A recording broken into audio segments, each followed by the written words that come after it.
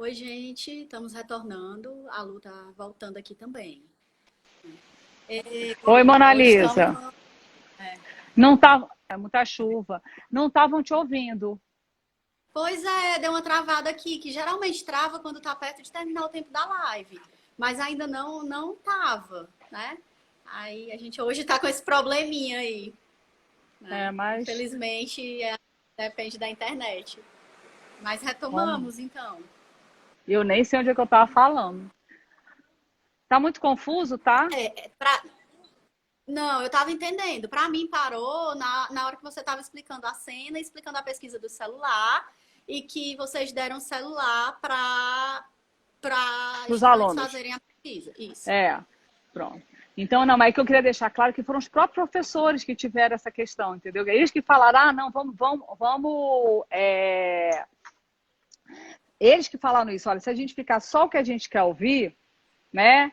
Então vamos ouvir os alunos, né? E aí foi tão interessante que quando a gente, na época tinha uma estudante de cinema e audiovisual que era bolsista, a Emily, e que trabalhou com eles na oficina de vídeo, e aí quando a gente foi fazer a primeira edição, porque a gente também editava todo mundo junto, para a gente saber o que eles querem colocar dentro do vídeo e tirar, também era interessante, né? A forma de edição. Era também fazia parte do processo da pesquisa. Então a gente fazia questão de fazer todo o processo junto com eles. E aí, quando passaram a primeiro vídeo, é, a primeira, né, a sequência ainda não estava editado, aí eles falaram assim, os professores falaram assim, não, mas calma, a gente agora está sentindo também, tem que ter a voz do professor, não pode ser ter a voz só dos alunos, né? Vamos ter a voz do professor. E aí, eles acabaram fazendo esse vídeo, né, que continha, né, a professores, né, com diferentes visões do uso do celular em sala de aula e dos alunos também. Mas todo esse processo, ele não era a priori, entendeu? Isso que eu queria dizer. Né? O que a gente tinha era a, a possibilidade de fazer um vídeo com os professores, que os professores fizessem um vídeo sobre como eles estão vendo a relação escola e mídia como meio que fruto do curso de extensão.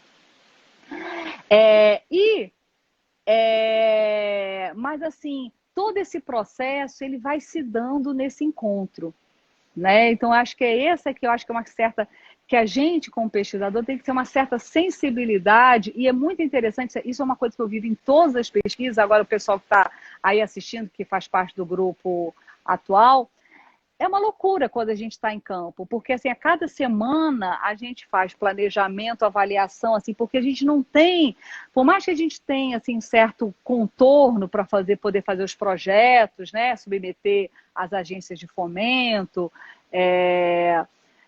né, tem um certo contorno, mas as coisas elas se dão muito no processo, né? Então, eu acho que assim, nos exige muito, e é muito bom isso, é, dessa abertura para a pesquisa. E aí, Mona Lisa, eu queria só chegar nessa última parte, para aí acho que a gente queria muito ouvir também você e o pessoal. Quando eu fui, enfim, eu trabalhava muito com essa questão, né, da escola, educação e mídia e tal, nova motivação, mas como eu falei, sempre vinham outras questões, né, que a gente tentava, não dava conta. Acho que agora travou de novo Vixe, foi, eu perdi tua imagem. o meu. Pronto, voltou.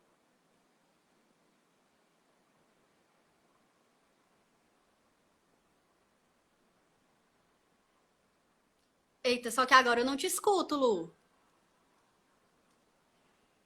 Não, não te escuto. Não. Vocês estão escutando a voz da Lu? Peraí.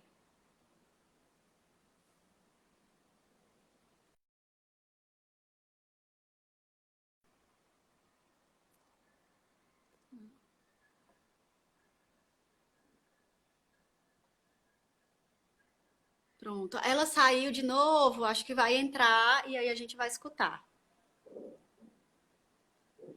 Hoje a gente está contando com esses imprevistos e contando também com a paciência de vocês. Pronto, Lu. Eu saio, porque eu acho que a única maneira é assim que eu sei fazer.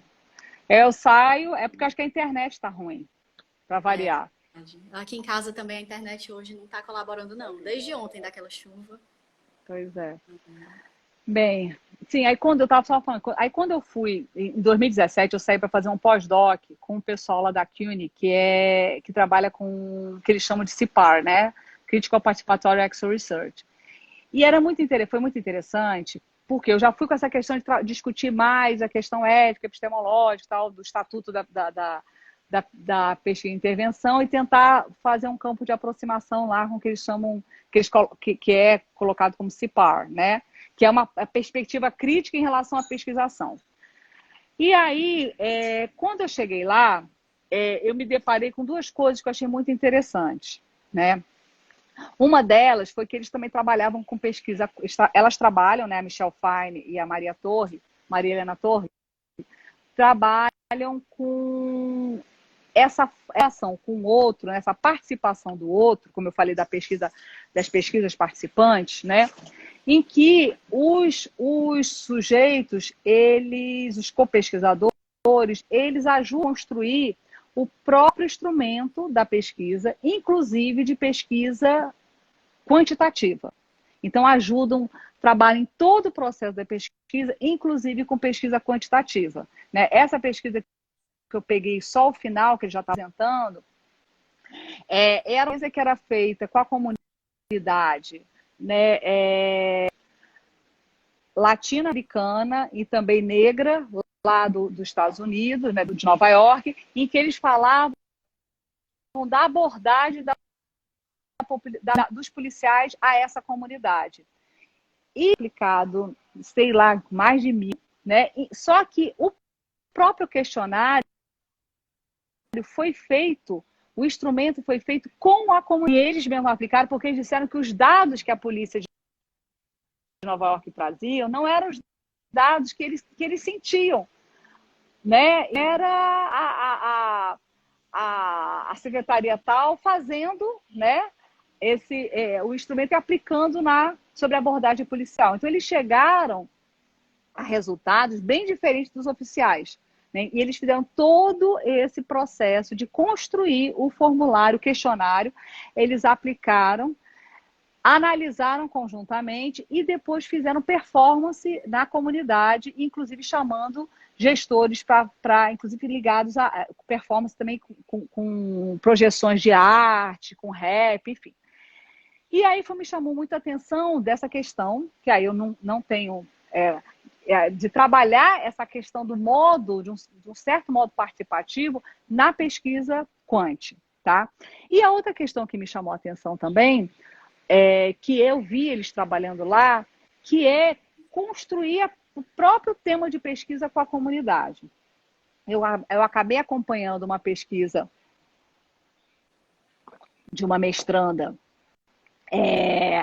que ela foi para um território que chama de um programa after school, né, que recebe alguns jovens numa periferia, e que eles queriam trabalhar era a questão da relação entre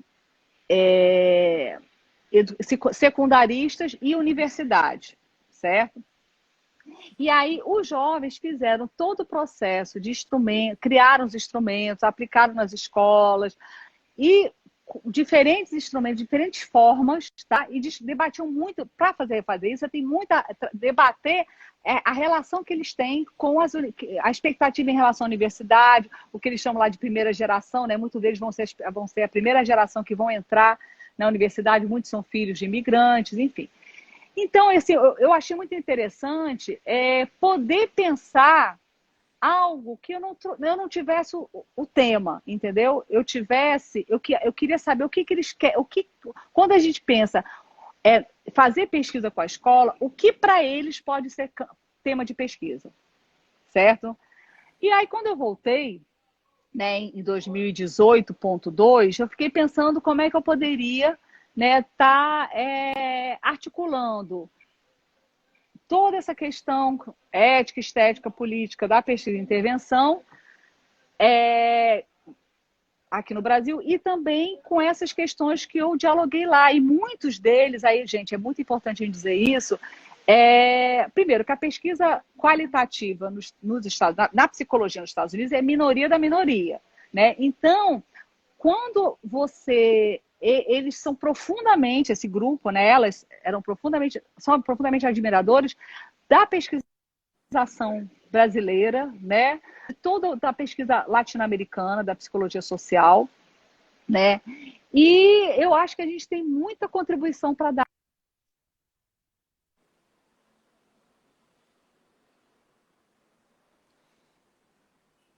Eita, Lu, perdemos o som de novo.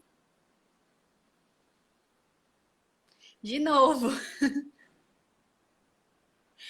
Eu escutei até onde tu disseste que eles curtem a pesquisação, né, brasileira. Que eles acham que tem muita contribuição para dar. Ficou sem voz. Não tô te escutando.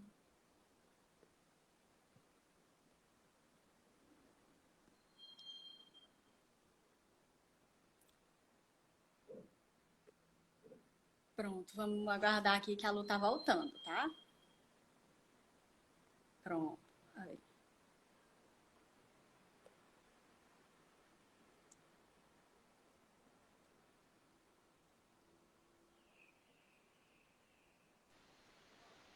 Eu só sei fazer Pronto. assim. Não, mas Eu só relaxa, sei Lu. sair e voltar. Relaxa que tá de boa. Sim, mas aí eu vou abreviar, né? Então, assim, quando a gente. E aí, quando eu voltei, né? Quando eu voltei, a gente fiquei pensando nisso, como é que a gente poderia pensar em pesquisar com a escola em que eu não tivesse um tema, entendeu? O que eles gostariam de pesquisar para a gente fosse o nosso objeto. Né? O que faz questão para eles? Que quando a gente fala assim, vamos pesquisar, vocês podem. O que a gente colocou para os alunos, vocês podem pesquisar o que vocês quiserem, contanto que seja sobre a escola. Né? Então, essa pesquisa, que eu sempre esqueço o nome, pessoal, Educação, Modo de Subjetivação e Formação de Jovens Pesquisadores da Micropolítica do Cotidiano Escolar. Então, a gente entrou na escola na Vesguarde, foi interessante, porque nós recebemos, de certa forma, um convite da escola para estar lá, uma escola de ensino médio, pública, né, bem grande, né, e que quando eles souberam, a escola soube da pesquisa, nos convidou para a gente estar lá. Então, a gente faz todo esse trabalho de negociação, né, com a escola, e aí a gente criou um grupo de extensão, a gente criou um grupo de extensão, um projeto de extensão que é da nossa escola que falamos, que está vinculado a um curso, que foi um curso vinculado a um curso de extensão, que é a formação de jovens do pesquisador do cotidiano escolar, e que a gente colocou o seguinte, olha, a gente quer trabalhar a formação de pesquisadores, né? Tem um texto também muito inspirado num texto do Apadu Rai, que é um autor que eu tive, um indiano, que eu tive oportunidade de conhecer, de ler, né? Lá no pós-doc, né, e que ele fala da pesquisa como um direito humano, né, ao direito que a pesquisa não deve estar restrita aos setores acadêmicos e que a pesquisa é a possibilidade de você problematizar o seu mundo, né, de conhecer mais. Então ele coloca essa questão e a gente pensou como é que os jovens e os professores podem ser pesquisadores do seu próprio cotidiano escolar. Então a gente criou esse grupo de extensão, né, e que falou assim, olha, vocês podem pesquisar o que vocês quiserem, o que faz questão para vocês na escola, desde que seja sobre o cotidiano escolar. Né? O contorno era esse. E foi muito interessante, porque começou com uma pesquisa PIBIC, né? Eu estava voltando, e ela acabou assumindo uma pesquisa guarda-chuva, né? Porque atualmente a gente tem um grupo bem grande, né? De alunos do mestrado, doutorado, graduação.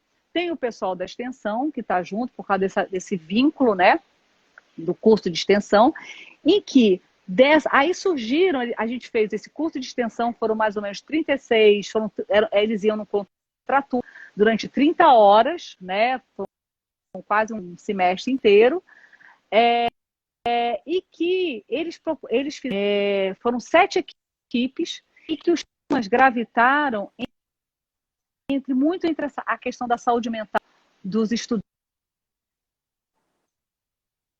a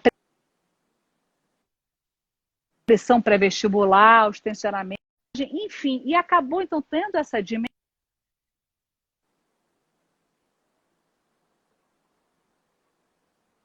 Opa. Não. Acho que travou de novo. Acho que travou de novo. Não escuto de novo.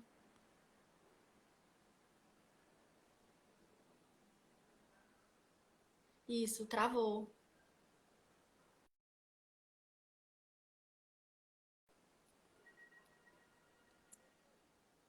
Foi. Ela vai entrar de novo. Pera aí, gente.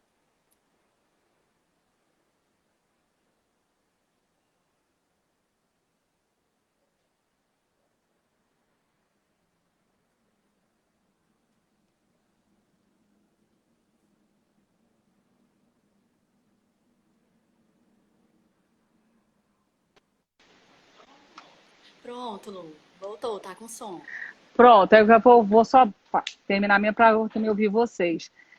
E aí, pronto. Então, enfim, a gente acabou surgindo, né? Aí surgiram. Aí, esses temas acabaram que tem alunos do mestrado, do doutorado, da iniciação científica desenvolvendo. E aí, quer dizer, o grande desafio, porque agora a gente vai começar a explorar teoricamente coisas que, na verdade, eu nem transito direito, né? Como a questão da saúde mental dos estudantes, né?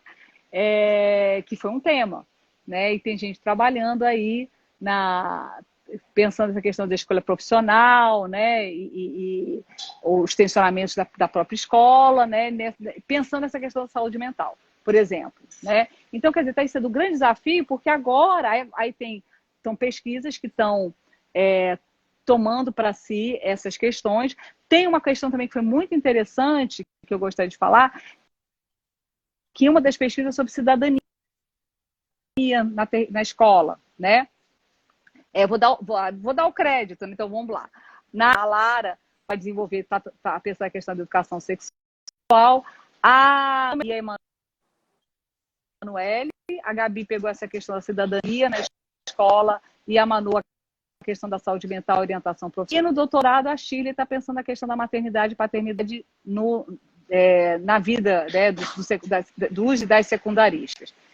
Enfim, então, quer dizer, acabou tornando, porque gravitou sobre isso, e a gente fazia, e agora o que a gente faz com isso? Né? Então, essas pesquisas também têm gerado novos projetos de extensão, quer dizer, agora volta à escola, né, para trabalhar. A gente trabalhou com essas pesquisas que eles fizeram, né?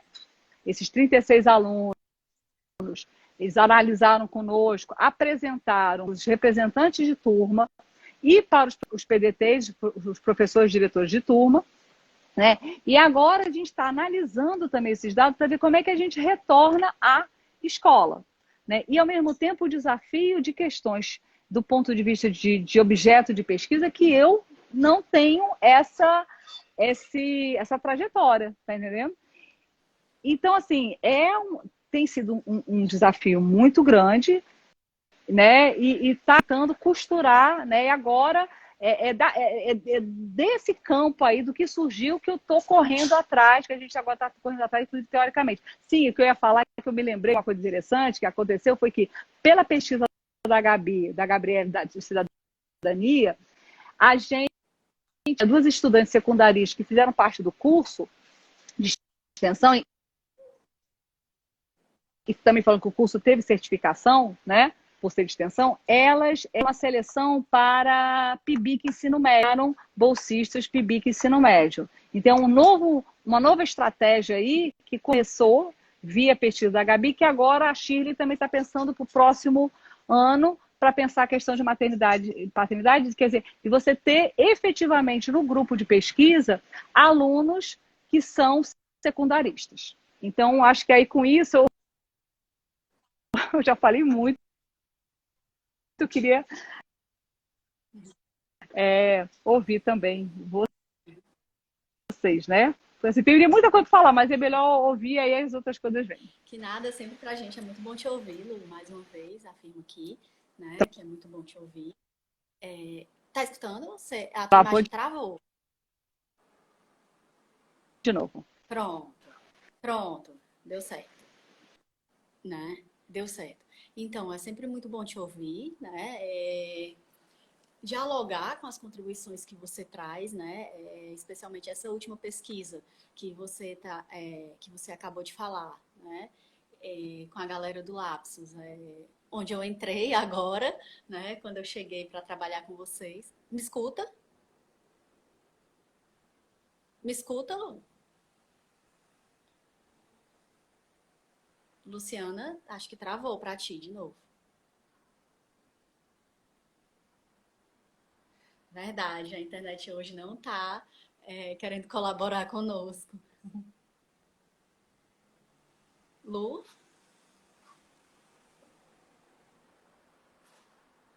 Não.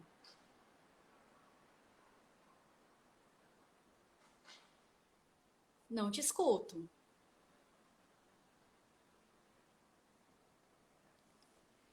É só um minutinho, gente, para a gente resolver isso daqui.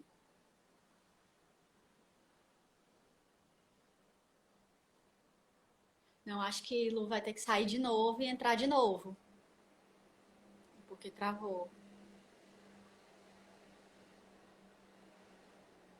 Isso.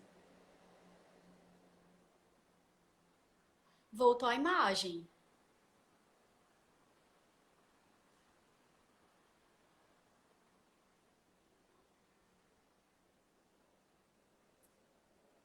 Verdade, viu, Matheus, que a internet hoje está querendo assumir o protagonismo, mas não tem como.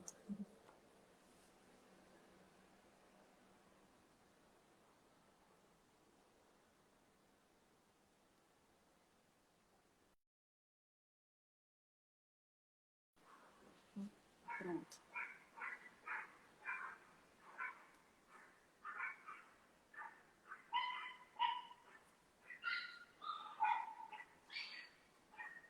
É só um instantinho, gente. Vai dar certo.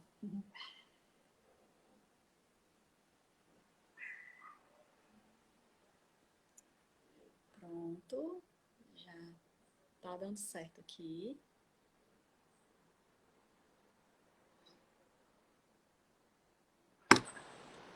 Pronto, Lu. Ave Maria, haja paciência. Não, mas a gente tem. Vale a Nesse pena. contexto, aliás, a gente está exercitando muita paciência, né? Não, inclusive, né, nas questões que você levanta aí no início, para a gente pensar também essa mediação, as interferências dessa mediação, né?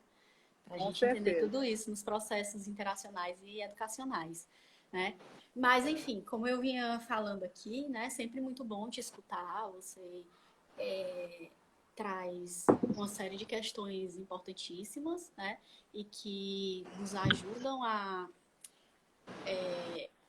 botar para frente as nossas reflexões, né? Especialmente dessa última pesquisa que você fala, que é a pesquisa que eu chego e está acontecendo, né? Aqui eu estou entrando aí agora com vocês, né? Não na escola, mas na análise dos dados, e que tenho aprendido muito, né? Desde o Atlas T, dando muito trabalho ao Tadeu, né? Com as minhas dificuldades, mas assim, ao Tadeu, a Gabi também.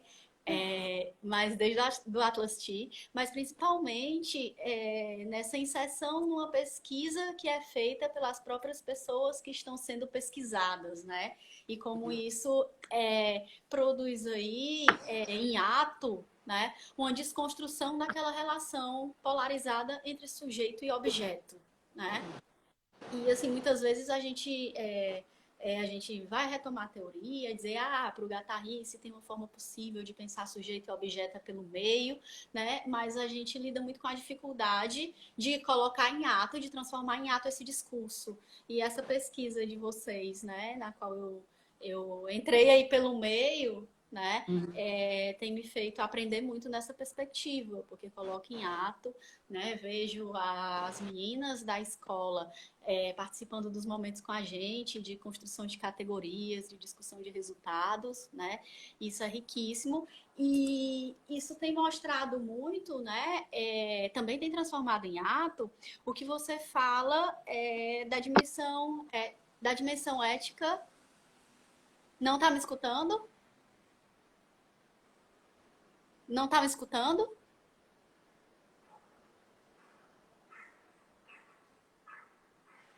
Acho que tu travou de novo.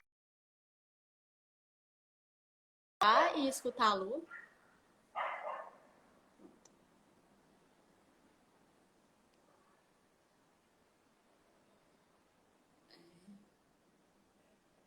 Um minutinho que vamos retomar.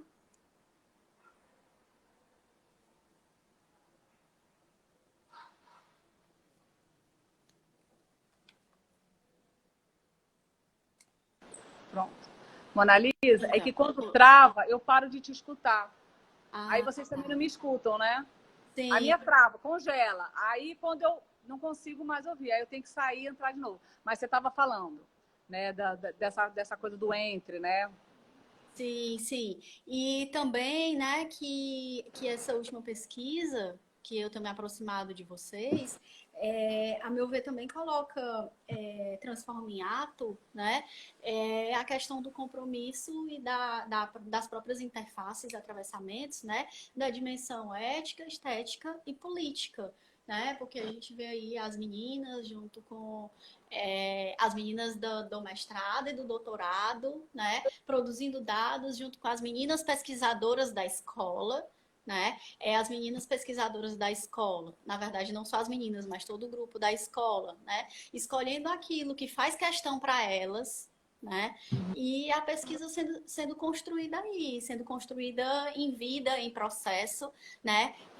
Saindo daquela nossa concepção prévia de que a pesquisa ela se faz, né, na academia e chega à vida prática, à vida cotidiana. Não, né? A pesquisa de vocês mostra que a pesquisa se faz no cotidiano, se faz como invenção, né, ou como interinvenção nesses encontros entre a academia, a escola, ou que poderia muito bem ser uma multiplicidade de outros espaços, né? Então, acho isso muito rico, né? Tenho aprendido muito com isso. Né? Me escuta, Lu?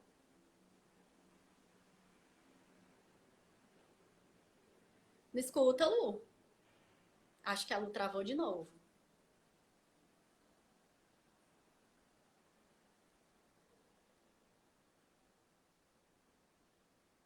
Não.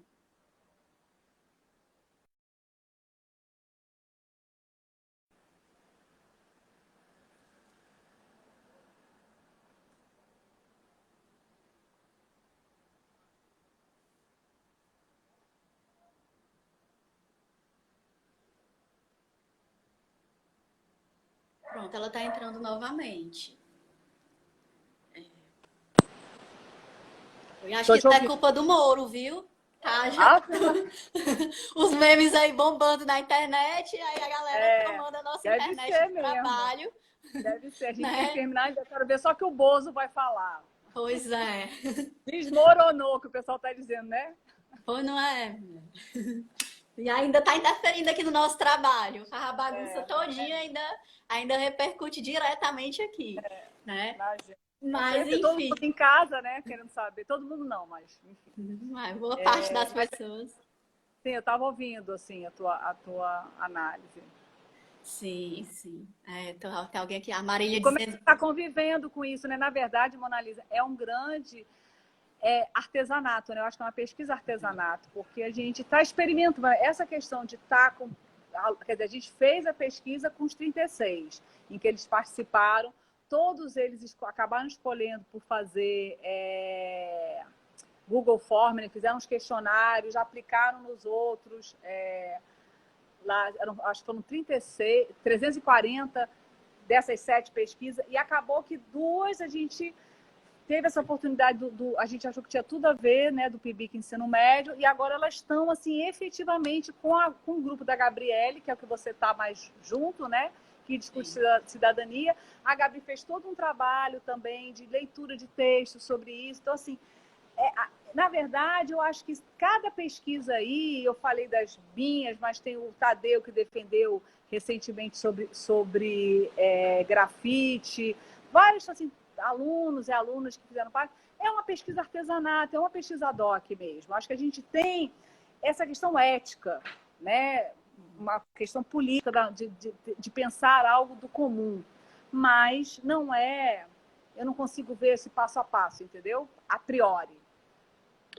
Sim, para mim também isso da vida, né? Há várias questões que ficam muito engavetadas na academia, ou que a gente só fala e pouco faz, né, por não saber o que fazer, como, por exemplo, né, a deshierarquização do conhecimento, ou se a gente for pegar a própria questão Foucaultiana de poder e saber, né, como é que a gente produz enfrentamentos nisso daí? E a pesquisa, essa pesquisa, o pesquisar com, né, ou essas intervenções de pesquisa que vocês têm proposto, tem apontado para a gente caminhos nisso daí, né? Mostrar que o conhecimento se faz, né? Dando voz àquelas pessoas sobre as quais a gente quer saber algo, né? Assim, acho que O que sabem, passa, né? né? Acho que passa muito por isso, de conferir esse lugar de fala, escutar essas pessoas, o que é o que É. promove uma reviravolta no campo de produção de conhecimento, né? E, a meu ver, também na própria responsabilidade social e compromisso social e ético-político da universidade, né? Uhum. Ih, travou de novo. Eu estou te escutando ainda, a imagem travou. Vamos ver se... Te escuto. Pronto, acho que voltou. Voltou, Lu. Tá ok. Você me escuta? Me escuta?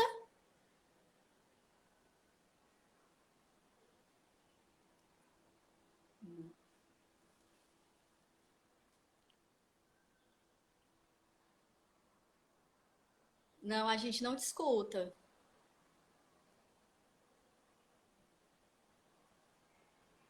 Não, a gente não te escuta. Opa. Então, como disse a Marília, né? Tomara que o Bozo hoje, o pandemônio, acompanhe aí o movimento da internet.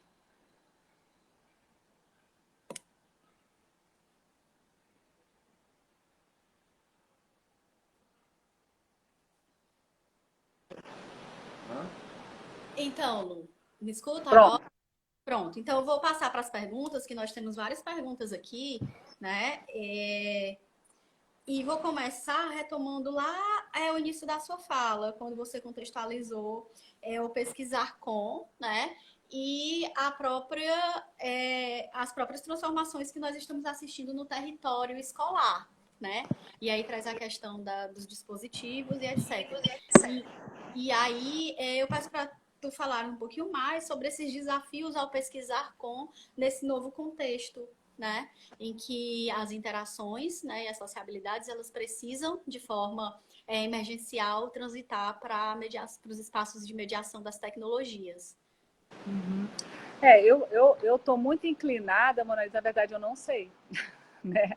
Porque eu acho que a gente vai saber um pouco o efeito disso quando retomarmos, né? Porque, assim, no caso da nossa pesquisa, como você mesmo colocou, a gente já tinha os dados, né? A gente agora está na fase de analisar todas as transcrições, né?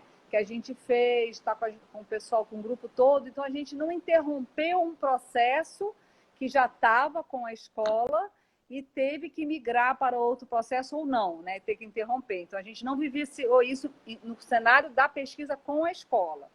O que a gente agora está tendo em termos de extensão, que a gente propôs fazer uma discussão sobre a saúde mental dos estudantes nesse contexto. Principalmente a gente está querendo fazer com os alunos do terceiro ano, porque está sendo uma pressão muito, eles estão tendo que dar muita coisa, estão tendo que dar conta. Não se adiou o Enem, eles estão fazendo simulado pela internet, né? Estão confinados em casa, estão sendo, enfim, toda aquela pressão agora do ensino, do terceiro ano do ensino médio, e agora num contexto de EAD, e sem saber, a gente nem sabia se eles têm acesso e como é que estão tendo acesso. Então, a gente agora está se propondo com essa escola em fazer uma discussão lá no Classroom, que é um dispositivo que as escolas públicas estão usando, com o pessoal do terceiro ano. exatamente para ouvir eles também, como é que tá, né? Como é que eles estão lidando com essas questões. Então, assim, eu acho que é um tema que a gente não vai poder escapar, né? Não, nem acho que a gente tem que estar, né, nós do campo psi, discutindo essas questões no campo educacional, mas eu acho que ainda é muito cedo, entendeu? Eu não tive ainda esse pesquisar com eles para saber como é que tá, né? Então, a gente ainda está vendo aí a forma de ter contato. Agora, por enquanto, o nosso grupo, a gente está conversando com a direção da escola, né? Para ver como é que a gente vai entrar via a extensão, porque a gente tem um outro projeto de extensão que iniciou esse ano, que é Construindo Caminhos, criando profissões, construindo caminho. Desculpa aí a Manu, que eu não me esqueci o título, eu sou péssima para lembrar de título, mas acho que é alguma coisa assim, construindo caminhos, conhecendo profissões. Ih, meu Deus, ajuda aí, quem tiver. Mas, enfim, que era exatamente a gente discutir esses tensionamentos com eles, né? Através de um grupo mais sistemático, estando, já que foi levantado muita coisa da outra pesquisa, como é que a gente podia estar com eles de uma outra forma. Só que aí aconteceu isso. Então, a gente está vendo se a gente entra via Google Classroom, uma coisa assim, para fazer esse debate com eles. Então, eu acho assim que está muito cedo para a gente saber qual o efeito disso, mas eu acho que a gente tem que estar muito atento e eu acho que a gente tem que estar,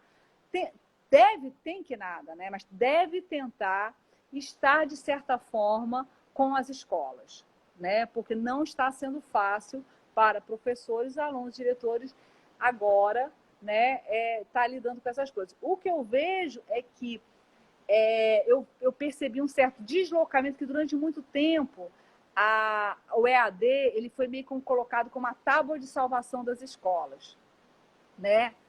Essa coisa que eu até falei, dessa visão utilitarista, né? A escola tem que se inovar, a escola ela deve, lógico, mas assim, não é essa coisa de atender ao mercado, né? Mas se colocando isso como se ela em si fosse, né, ser a tábua de salvação da escola. E aí o que eu estou vendo, né, conversando com alguns alunos e professores, até na universidade, assim, todo mundo fala assim, não é a mesma coisa, né? Ela ajuda algumas coisas, atrapalha em muitas outras. E eu acho que tem certas coisas desse dispositivo da instituição escolar que ela meio que transitou, migrou para EAD. Por exemplo, o aluno dormir em sala de aula. Então, essa coisa, o aluno pega, se clica lá, ele está online, ganha a presença dele, mas está totalmente ausente, né? Então, assim, eu acho que essas questões eu estou muito curiosa, estou muito instigada para futuramente problematizar com as escolas públicas sobre isso. Entendeu? Eu acho que é um campo aí muito interessante. E eu acho que está servindo para um pouco desmistificar essa questão da EAD, da coisa, como a tábua de salvação da escola. Né? Eu acho que, pelo contrário, tem muita coisa, olha, não é a mesma coisa. Ela ajuda, mas também não substitui, enfim. Né? Então, mas eu acho que é cenas para os próximos capítulos. Não sei se eu respondi. E tem uma questão aí também, né, Lu, que a gente não tem pensado, não tem visto se discutir, né? Quais as implicações desse deslocamento de espaço, né, para o próprio campo da educação. Isso eu discuti no meu doutorado com relação à consulta psicológica, né? Que eu venho falar de uma consulta transformada, quando mediada pelas tecnologias, e hoje a gente está se deparando com isso nos mais diversos campos, né? Nas sociabilidades, na educação, porque parece que a gente está concebendo que simplesmente saiu da sala de aula presencial no tete-a-tete para uma sala de aula que foi mediada agora pelas tecnologias, né? Só que a gente esquece que são outras lógicas de interação, são outras regularidades, né? São outras socialidades, né? Ou seja, são outros processos que estão implicados. E que a questão não é nem valorativa se é melhor ou pior, né? Mas que a gente precisa conceber, entender, né? E partir do pressuposto que são outros processos, né? E que a gente precisa aprender a lidar, né? E criar formas da sociedade lidar com esses outros processos, né? Porque como você diz, eles estão dormindo, liga lá, tá presente, né, mas tá dormindo, né? Hoje mesmo eu me peguei fazendo isso no grupo de estudos. Hoje de manhã eu fazendo almoço no grupo de estudos e prestando atenção na entrevista do Sérgio Moro, né? Então, como isso vai repercutir, inclusive, né, nas próprias inteligibilidades, no modo da gente funcionar, né, nos próprios modos de pensar, nessa multiplicidade mesmo de estímulos ao mesmo tempo, né? Que isso é uma questão, a meu ver, hoje, né, já muito presente para as crianças, né? Especialmente as crianças nas séries mais novas, né? Que a gente vê professoras e professores com dificuldade de lidar com essas crianças, que elas não conseguem aprender, que elas não conseguem ter interesse na sala de aula, mas quando elas estão em casa, elas estão com um tablet, uma televisão, um negócio que brilha, pula, canta, faz tudo ao mesmo tempo, né? E aí, chega no livro, elas têm que ficar paradas na cadeira, olhando para um papel em preto e branco, né? No máximo com umas fotinhas coloridas. Então, acho que tudo isso, né, chega nesse momento, né, num ápice que nos convida a pensar esses outros processos através dos quais a nossa sociedade tem funcionado nas mais variadas dimensões. Né? Exatamente. É problematizar isso, não é ficar uma aderência ou de uma negação. É problematizar, colocar como dispositivo mesmo, como você colocou. Concordo completamente. Né? Quando a gente fazia pesquisa com celular, tinha professor que falava assim, olha, é que o celular, eles podem colar. Teve aluno que ensinou, né? Até uma vez fez pesquisa que ele falou como é que ele colava usando o celular, né? E aí o pessoal começa a falar, os professores, que absurdo. Aí eu falei, gente, mas até parece que foi o celular que inventou a cola, a pesca, né? Eu falei cola, mas aqui no Ceará o pessoal fala pesca. Então, assim, mas o que ele faz, assim, o que significa você ter uma sala de aula em que metade dos alunos estão dormindo, independente de ser presencial ou não, né? Mas, assim, essa também, eu acho que essa questão de que vai redimir a escola, né? Que tinha muito essa aderência eu acho que ela está servindo também para o pessoal falar, olha, não é assim. Como esses alunos vão com campo de pesquisa maravilhoso, como não só alunos e professores vão voltar. Eu acho que é um campo assim bacanérrimo para a gente pensar no campo desse certo modo de estar com o outro que a pesquisa e intervenção nos convoca. Ou interinvenção, para falar como o João Paulo. Sim, sim. Né? E pensar também nos processos de subjetivação, né, que são forjados nesse cenário. Né? Com certeza. Mas, caminhando aqui para as perguntas, né? Primeiro, a Renata pergunta se a live vai ficar disponível. Vai ficar disponível. Fica sempre disponível por 24 horas. Nós estamos gravando essas lives para disponibilizar na página do YouTube também, do Nepsis, tá? Quando você fala, né, da questão do tempo livre na escola, né, Letícia comenta, né, que é o sonho dela de escola e de universidade que a educação possa aceitar esse tempo livre, né? Que, na verdade, está cada vez mais condensado, né? Assim, cada vez mais exprimido, né? Os recreios diminuíram, os recreios estão instrumentalizados muitas vezes. O recreio é feito para a criança aprender determinadas coisas, né? Então, eles estão falando uma certa visão dessa forma, essa forma escola que eles defendem, mas, ao meu ver, é uma forma escola que a gente tem que batalhar muito para isso, né? E como isso tem se reproduzido também em tempos de pandemia, né? Que parece que nós não podemos ter tempo livre, nem as crianças, né? Nem tempo para entender isso tudo, se ressituar, se reterritorializar, né? Porque já vem a escola com a EAD, é isso, né? E parece que a educação ela passa a meio que sugar em tempo integral, né? Com certeza. Maria pergunta, né? E você vê possibilidades de uma pesquisa e intervenção na nossa situação? Como pensar o encontro e esse novo território da escola na pesquisa e intervenção? Pois é, não. Eu, nesse momento, como eu falei, a gente não está, a gente está nessa fase de análise de dados, né? E agora está com as meninas está com as duas alunas do PIBIC Ensino Médio, em que a gente faz encontros através, como todo mundo está fazendo, né? Nessas plataformas, né? Mas, assim, se é possível fazer pesquisa e intervenção totalmente remota, eu acho que essa que é a pergunta, talvez, né? Não sei, entendeu? Assim, eu nunca fiz o que eu estou falando. Assim, eu estou vivendo esse momento de falar, de pesquisar numa coisa que habitar para a gente o território da escola é habitar o território, é estar com a escola, criando vínculos, né? No caso, como a gente está agora, vai tentar fazer, está fazendo encontro com as duas alunas, né? O PIBIC Ensino Médio, grupo que é liderado pela Gabriele, né? Agora vamos tentar fazer o Classroom com essa escola. A gente já tem um vínculo com a escola, né?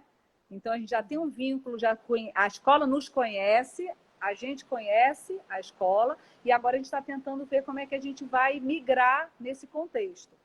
Mas não é diferente de iniciar uma pesquisa totalmente, uma pesquisa em intervenção, uma cartografia totalmente remota, né?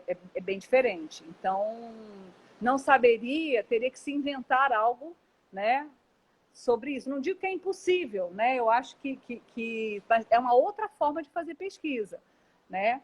Em que essas questões éticas, estéticas, políticas, elas devem se pautar, mas não saberia fazer. Não, nesse momento, não. Né? Mas também não posso dizer, olha, é impossível. Para a gente, como eu falei, é diferente. A gente já tem um vínculo com a escola e a gente está tentando desenvolver adaptar, e nem só adaptar, ela nos faz fazer outras coisas, né? É um dispositivo mesmo. Mas já conhecemos a escola, então acho que é diferente. Não saberia. Quem quiser topar fazer esse desafio, né? Fazer uma pesquisa de intervenção totalmente remota. O Matheus, né? Matheus, que sempre está aqui também, pergunta como é que você tem trabalhado as interfaces da análise institucional com a cartografia. Vixe, Maria! Não, eu acho assim, na verdade, o que eu coloco assim, no Brasil, os autores que eu leio, as autoras, você já tem, de certa forma, essa interface. Por exemplo, tem um texto, eu acho que é da Romanelli e da Paulon, que é Pesquisa e Intervenção em Cartografia, Melindres e Meandros da Pesquisa e Intervenção em Cartografia, que ela vai tentar, né, Melindres e Meandros, né?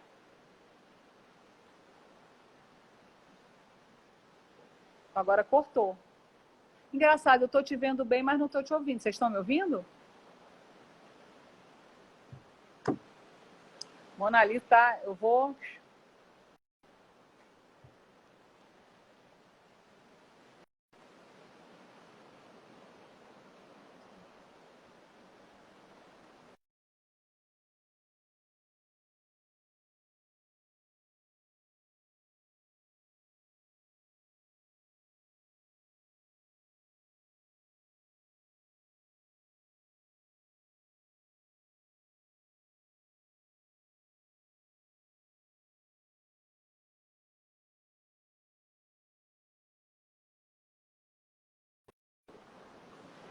Voltou?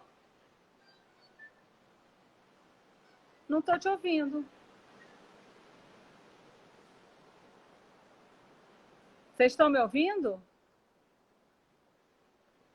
Vocês estão me ouvindo? Vocês estão me ouvindo?